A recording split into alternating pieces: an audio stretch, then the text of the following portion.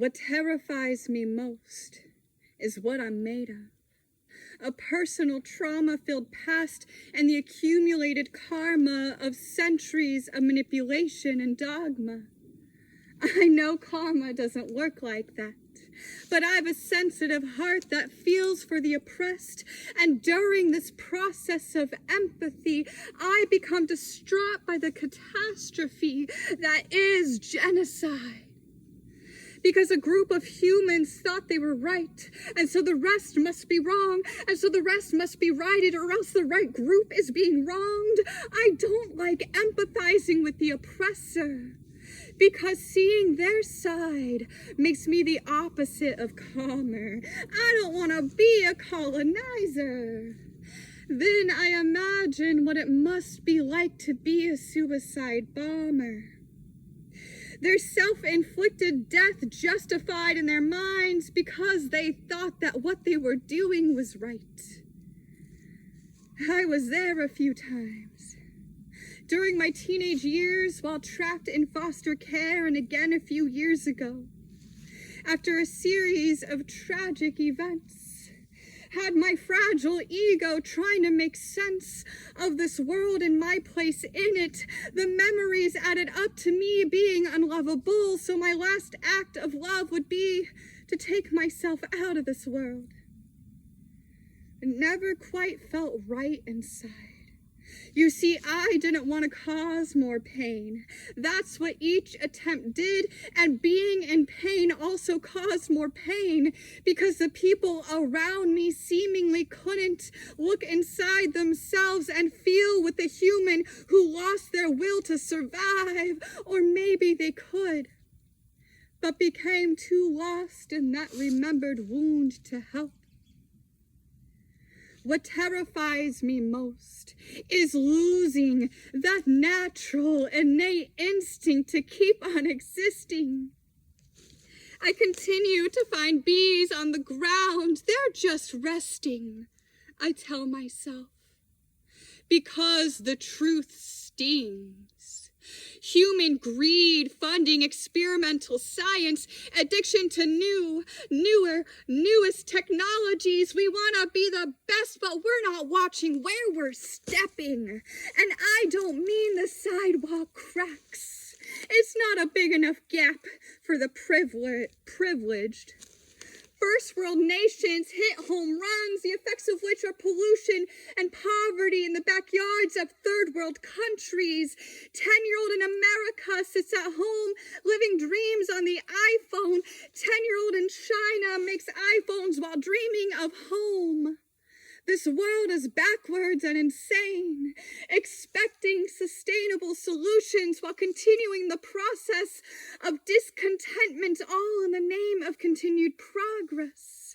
When people start viewing suicide as an act of self-compassion, there is something deeply amiss. We are obsessed with communication, but it's not helping us listen. What terrifies me most is popular culture's method of education, rigid guidelines and indoctrination, when some of the most potent experiences I have had were with things that didn't speak the same language. Whether it be humans, animals, or plants, the dropping of assumptions makes way for true connection. Defending the idea of rightness leads to violence. Oppression is violent. Oppression is asserting dominance. Asserting dominance is violent. I don't care what your title is, the law, parent, teacher, sir, or organized religion. What terrifies me most is that my presence is an inconvenience. Mental health is being criminalized along with homelessness and drug addiction. How ironic. The symptoms of a sick society are being blamed by that same society for the illness.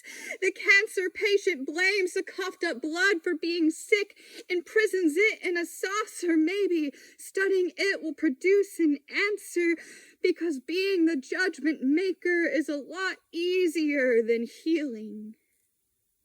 getting in touch with the deeper sense of knowing that can make space for grief without crumbling. Empathy doesn't have to lead to desperation.